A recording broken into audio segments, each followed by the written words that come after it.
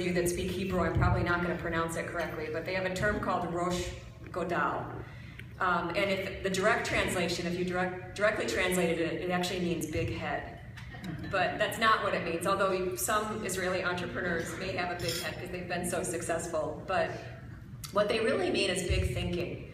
And I couldn't agree more, because I think the entrepreneurs who really have a bigger vision, not necessarily an unrealistic vision, but a bigger vision of what they're developing, are those that we want to invest in. So it's those that can really think beyond the immediate opportunity and really think about the path to something bigger. How do you solve a bigger problem? How do you create one solution that can lead to adjacent opportunities? But really thinking outside of the box and being a big thinker is something that we value. And I think if HealthBox just wanted to be an accelerator and continue running accelerator programs around the world, I don't think we would have had success in raising additional capital. We created a bigger vision that has allowed us to continue to grow. Analytic thinking skills. You know, I can't tell you how many entrepreneurs we meet with that are really good at the technical specifications of what they're building, but they don't necessarily have the analytic ability to connect the dots and really think about the story they're telling, the logic and the progression of their idea and why they're doing what they're doing. And you know, there are many individuals that graduate from very strong MBA programs that don't necessarily have the analytic ability, and this translates to the ability to tell the story when you're selling to a customer, when you're raising money. So that ability to connect the dots is really important.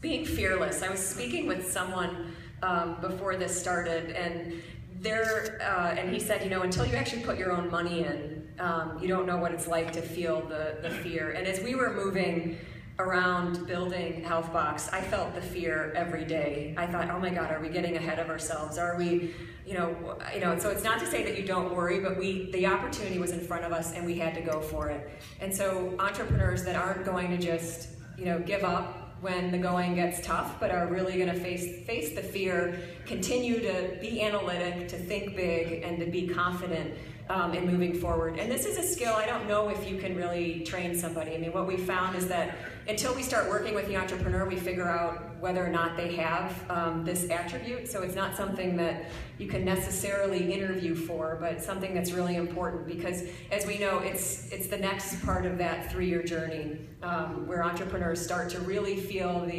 the challenges of growth and when they really need to be fearless.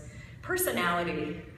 And some of these I hope don't sound too cliche, but they are so true. I think, you know, the entrepreneur that, and not everyone has the charisma, but has the personality, can build the relationships, can build the credibility.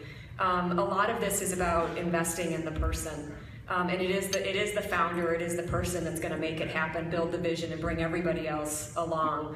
But you know, and there's a lot of research out there around, and we get asked a lot, is it the idea or is it the entrepreneur? And initially I thought it was more the idea, and now that we're 3 years in and we've talked to more than 2,000 companies and invested in 85 companies, I do think it is more the entrepreneur, for a lot of the reasons that I said before. But it is the entrepreneur. It's often in the early days the entrepreneur that we're investing in who's going to make it happen.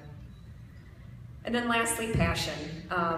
You know, if I didn't love this, I wouldn't be pushing through all of the challenges and all the adversity, and really still believe in this at the end of the day. And you know, I wake up every night still worrying about, are we going to find great people? Are we going to be able to raise more money?